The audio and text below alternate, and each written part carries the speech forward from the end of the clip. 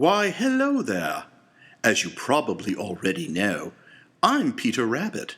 And if you don't know, you should, as I've sold over 45 million books. All right, so maybe I didn't sell them or write them, but I am the star. It all started in a picture letter written by creator and dearest friend Beatrix Potter, and how I'd love to tell you the story my way. Lizzie simply won't let me. So, I'm supposed to tell you about Beatrix, am I? Let's start from the beginning, shall we? Beatrix always loved to draw, drawing everything around her and mixing it with fantasy to make it fun. As a girl, Beatrix was not allowed to go to school, but because her parents were quite wealthy, she was able to be homeschooled.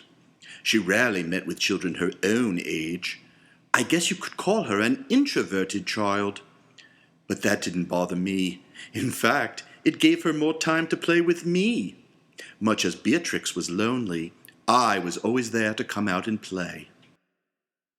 Beatrix had a brother who shared her love for animals. In their schoolroom, they housed a menagerie of pets. They had ducks, hedgehogs, hamsters, lizards, frogs, mice, a bat, and of course, perhaps the most important of all, rabbits. In fact, I'm based on a real Peter Rabbit who once lived, as well as my cousin Benjamin Bunny. Beatrix spent most of her spare time drawing the animals in her garden. Even as a small child, she kept detailed pictures of all the animals she owned and found. She especially loved to draw when her family went on holiday to the Lake District.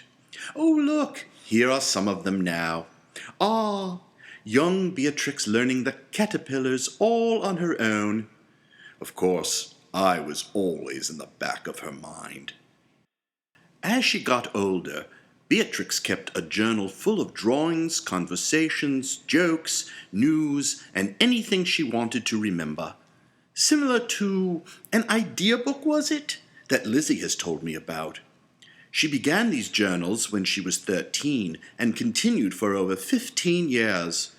As she aged, her mother, who did not appreciate her artwork as much as her father, pressured her to get married, for if she didn't, she would have to stay home and take care of the house and her parents. But of course, Beatrix did not want to do any of that. She wanted to draw. She spent some time trying to get involved with the Natural History Museum, as she did amazing drawings of fungi. But the closed-minded chaps at the museum simply wouldn't give her a job. She landed another job not long after, designing greeting cards, and was encouraged to do more, but this job only lasted a short while. But here is where the interesting part starts. This is where I come in. It all started with a letter to a sick child of one of her former governesses. It read, "My dear Noel, I don't know what to write to you, so I shall tell you a story about 4 rabbits. Their names were Flopsy, Mopsy, Cottontail, and Peter." This was her first picture letter. These little letters featured drawings along the side of the page as she wrote, a bit like a storybook.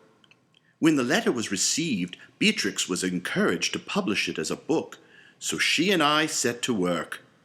But as it were, when the story was finished, none of the publishers would take her seriously. Whether it was because she was a woman, or because she wrote of little animals, I will never know. Humans are a strange bunch. So we published the book privately for small bookstores and friends.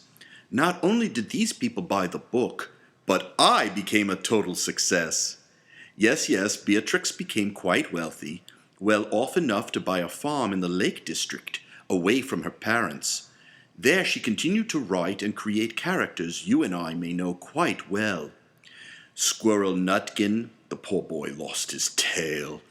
Tom Thumb and Hunca Munca, those mischievous little mice. Jemima Puddle Duck, poor dear, not a brain or an egg in sight. My previously mentioned cousin Benjamin Bunny.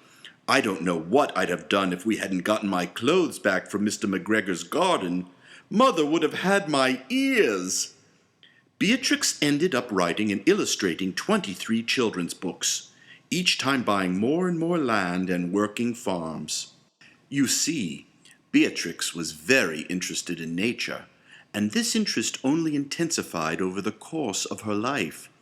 She preferred to see the Lake District as it was, and would seek inspiration from the animals and people she met there. She also took a liking to a specific breed of sheep native to these lands, and became a breeder as her eyesight became too poor to paint. She always had me at her side, along with her little dogs who kept her company. They were actually the subject of her last picture letter. I was expecting some role in this, but perhaps she simply did not have the eyes to draw my delicate features. Not too long after that, Beatrix passed on. But her legacy still continues to linger, as does mine and all her other furry friends. She left over 4,000 acres of land she had bought to the National Trust that is still preserved today. And so my Beatrix forever leaves a mark on the land she loved and the hearts of the people who cherish her writing and phenomenal artwork.